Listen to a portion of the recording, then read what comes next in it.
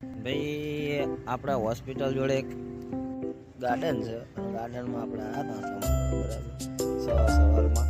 તો ગાર્ડનનો વ્યૂ જુઓ ને કયું ગાર્ડન છે બધા બતાવજો. ધોળકાવાસીને તો ખબર જ હશે કયું ગાર્ડન છે, પણ જેને ના એ ધોળકાવાસી એમને પૂછો કે આ કયું ગાર્ડન છે.